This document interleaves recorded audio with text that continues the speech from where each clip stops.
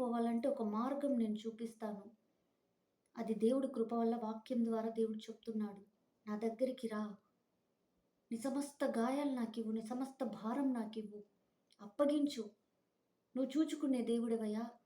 ఇదిగో ఈ గాయం వీళ్ళు చేశారు. ఇది నా జీవితంలో జరిగింది. నువ్వు అనుమతిస్తేనే కదా ఇది జరిగేది. నీకు దగ్గరవ్వడానికేమో తండ్రి ఇలాంటి గాయాలు నా హృదయానికయ్యాయి. ఇలాంటి లేమితనం నాకొచ్చింది అనేసి దేవుడి దగ్గరికి నువ్వు రా. అప్పుడు ఏ గాయము నీకు కనిపించదు. అంతేకాని నువ్వు దేవుణ్ణి విడిచిపెట్టి నిన్ను నీవు గాయపరుచుకుంటున్నావు. నిన్ను నీవు హింసించుకుంటున్నావు. ఇంకొకరిని గురించి ఆలోచించి రాత్రంతా నిద్రపోక నీ మనసును పాడు చేసుకుంటున్నావు. ఇది నా మాటలు కాదు, ప్రభువు మాటలు. చెప్తున్నా కూడా నాకు ఏడుపొస్తుంది. కొందరు కొందరిని దేవుడు ఇలా చెప్పమని నాకు చెప్పినందుకు చెప్పాల్సిందొస్తుంది. ఎలా గాయపరుచుకుంటున్నాం మేము? మేము బాగానే ఉన్నాం కదా! అని నువ్వనుకుంటున్నావు.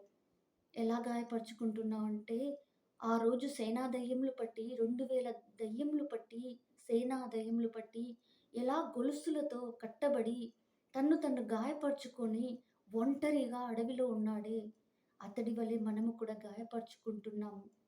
మనకు తెలియట్లేదు. ఇది చిన్నదే కదా అనుకుంటున్నాం. కానీ అది పెద్దది, పెద్దది రోజు రోజుకు పెద్దదైతుంది.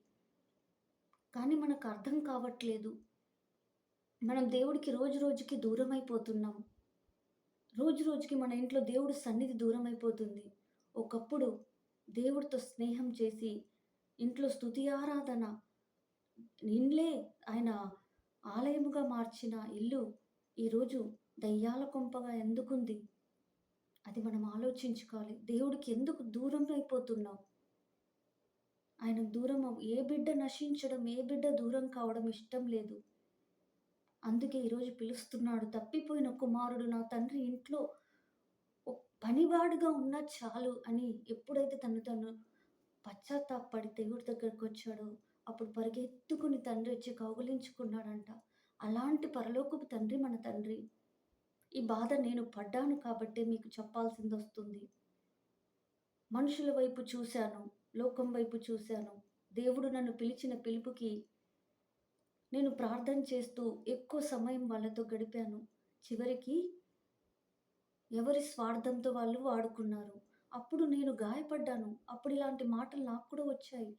అప్పుడు నేననుకున్నాను, నిజమైన ప్రేమ, శాశ్వతమైన ప్రేమ నాకు ఆయన రక్తంతో కొనగలిగిన ప్రేమ, తండ్రి ప్రేమ తప్ప ఏ ప్రేమ నన్ను ఆదరించదని పరిగెత్తుకుని ఆయన సన్నిధిలోకి నేనెళ్ళాను.